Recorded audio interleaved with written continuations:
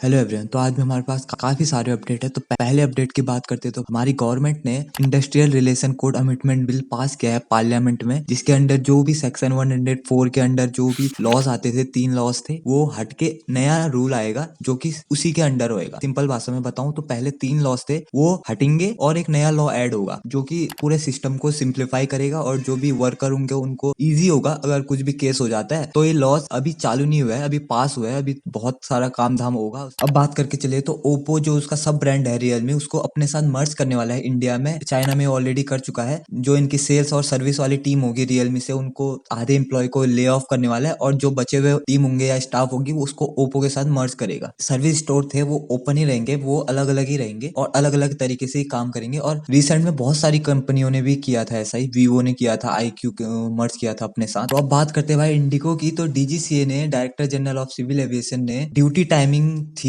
उसको अपडेट करा है, जिसके बाद इंडिगो के शेयर 2% से भागे हैं। न्यू रूल के अकॉर्डिंग अब पायलट को 2 दिन मिलेंगे रेस्ट करने के लिए, जो कि पहले 36 ही घंटे था। जो नाइट लैंडिंग होती थी उसको भी कम किया गया है। तो जो इंडिगो ने हाल ही में किया था खतरनाक वाला सीन, वो इसी के लिए किया था, ये रूल को रिवाइज करने के लिए, क्योंकि DGCA ने अपना ही अलग रूल बनाया था बहुत खतरनाक वाला। इनका काम वैसे भी भाई बहुत हेक्टिक होता है, तो हेल्थ इज वेल्थ। अब बात करके चले तो उत्तर प्रदेश ने अपना बजट अनाउंस किया है 26-27 फाइनेंशियल ईयर का, जो कि है 9 लाख करोड़ का भाई, अभी तक का सबसे बड़ा है, जो कि 12% से बड़ा है लास्ट ईयर से। उनके फाइनेंस मिनिस्टर ने बोला है कि वो 3% जो फिजिकल डेफिसिट है, इनकम से जब खर्चे ज्यादा हो तो उसी को फिजिकल डेफिसिट बोलते हैं। यानी कि 100 रुपए की इनकम है और 103 का खर्चा हो गया, यानी कि जो 3% बचा वो फिजिकल डेफिसिट होता है। तो इनके अकॉर्डिंग 3% से ज्यादा यूज नहीं करेंगे। और जो भी बजट होगा वो स्कूल में 12% यूज होगा, हेल्थ केयर में 6% होने वाला है, फार्मिंग में 9% होगा। एम है 1 ट्रिलियन इकोनॉमी बनने का। और जिस हिसाब से साइज है उत्तर प्रदेश का और जो पॉपुलेशन है 1 ट्रिलियन से ज्यादा का होना चाहिए। अब बात करके चले तो एथरियल एक्स है, जो कि एक इंडियन स्पेस स्टार्टअप है। उन्होंने $20 मिलियन की सीरीज ए की फंडिंग ले ली है बिग कैपिटल से, और जो इनकी वैल्यूएशन है करंटली 80 मिलियन की होगी, यानी कि 700-800 करोड़ की है। इनका जो एम है वो है रीयूजेबल रॉकेट बनाना, जैसे कि स्पेस एक्स का फैल्कन 9 है, वो बार बार यूज कर सकते हैं, अपर पार्ट भी यूज कर सकते हैं और जो दूसरा ऑर्बिट में जाता था वाला पार्ट भी यूज कर सकते हैं। दोनों पार्ट केपेबल होंगे धरती में आने के बाद और यूज कर सकते। मैं तो बोलो भाई इनको और फंडिंग मिलनी चाहिए, जितनी ज्यादा मिली उतनी अच्छा है। कोई तो इंडिया की कंपनी हो जो प्राइवेट सेक्टर की स्पेस में काम कर रही हो, और इसमें गवर्नमेंट भी सपोर्ट दिखा रही है भाई इनको, अच्छी बात। अगर तो ये हो जाता है तो आप सोचो रीयूजेबल रॉकेट के फायदे कितने होते हैं। दोबारा यूज कर सकते हैं, फास्ट होता है और मार्जिन बचते हैं, कॉस्ट इफिशियंट होता है, तो कितने बेनिफिट है। अब बात करके चले तो अब बड़े बड़े बैंक की आज हो सकती है भाई स्ट्राइक, यानी कि 12 तारीख को, जो कि हाल ही में भी हुई थी। जो कि नए लेबर कोड आए उनको रिवाइज करने में बात कर रहे हैं, और जो सैटरडे को हाफ डे होता था उसमें भी छुट्टी मांग रहे हैं लोग। किसी भी बैंक ने छुट्टी अनाउंस नहीं किया है, जो भी काम होंगे वो चलते रहेंगे,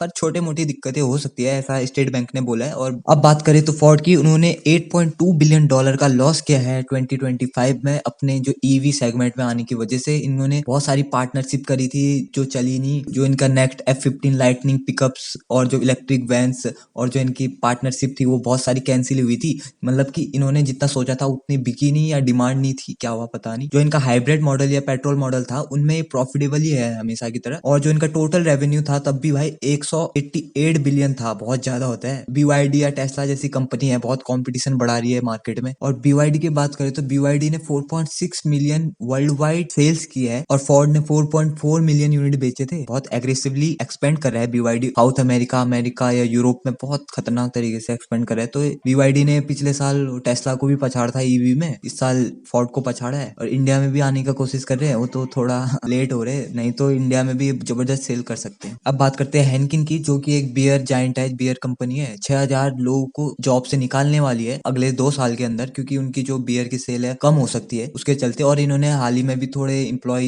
ले ऑफ किए थे। तो बियर छोड़ के लोग क्या पीना स्टार्ट कर रहे हैं, सेल्स कैसे गिर गई इनकी। अब बात करके चले तो SBI बन गई है इंडिया की 4th लार्जेस्ट वैल्यूएबल कंपनी, जो कि TCS को पीछे करके बनी है। इनकी मार्केट कैपिटलाइजेशन 10.94 लाख करोड़ की हो गई है, जो कि 2007 में 1 लाख करोड़ की थी। अभी के वक्त 40,000 करोड़ हायर देन TCS है इनकी मार्केट कैपिटलाइजेशन के मामले में। तो इनका Q3 का रिजल्ट आया तब से तो शेयर क्या ही भागे, 11% से भागे, और इस साल फरवरी तक TCS के शेयर 8% नीचे हैं और SBI के 21% से ऊपर है। और जो रिलायंस है वो अभी फर्स्ट स्पॉट में बनी हुई है, 20 लाख करोड़ का मार्केट कैपिटलाइजेशन है। HDFC सेकंड में है 14 लाख करोड़ का, भारतीय एयरटेल 12 लाख करोड़ का, और फोर्थ में SBI। पिछले साल तक SBI की वैल्यू TCS से आधी थी, एक साल में कितनी वैल्यू ऐड की है सोच के देख लो। SBI ने मैसिव गेन किया है भाई एक साथ। अब बात करते हैं भाई महिंद्रा एंड महिंद्रा की, तो उनका Q3 का रिजल्ट आया है, जो इनका प्रॉफिट आफ्टर टैक्स है 33% से बढ़ के हो गया 3,931 करोड़ का, और जो इनका टोटल पैट है अभी तक का 9 महीने के अंदर का 11,902 करोड़ पार कर गया, और जो इनका रेवेन्यू है 1 लाख करोड़ से ज्यादा का हो गया है 9 मंथ के अंदर। और ये मैं स्टैंड अलोन रेवेन्यू की बात कर रहा हूँ, यानी महिंद्रा की, और इनकी जो सब्सिडरीज कंपनी है वो अलग है। और अगर इनकी बाकी कंपनी को मिला दे तो इनका प्रॉफिट आफ्टर टैक्स है भाई 4,675 करोड़ का। करके चले तो लेंसकार्ट का भी Q3 का रिजल्ट आया है, जिसमें ये लोग नेट प्रॉफिट इनका 131 करोड़ का हो गया है, जो कि 70 टाइम्स ज्यादा है पिछले साल से। पिछले साल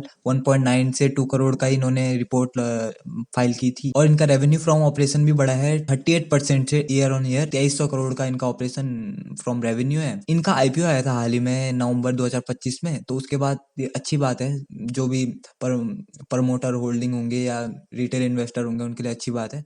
जो कंपनी में कुछ गड़बड़ होता है कभी गौर करना, तो आईपीओ के बाद वो लोग लॉस करना स्टार्ट कर देते हैं। पहले प्रॉफिट दिखाते 3-4 साल पहले का बढ़िया बढ़िया, और ये कंपनी का अच्छा बात है, क्योंकि आईपीओ आने के बाद प्रॉफिट होना चाहिए ना। पहले लॉस था अब प्रॉफिट है, तो कंपनी यानी कि अच्छा करे, कॉन्फिडेंस है कंपनी में,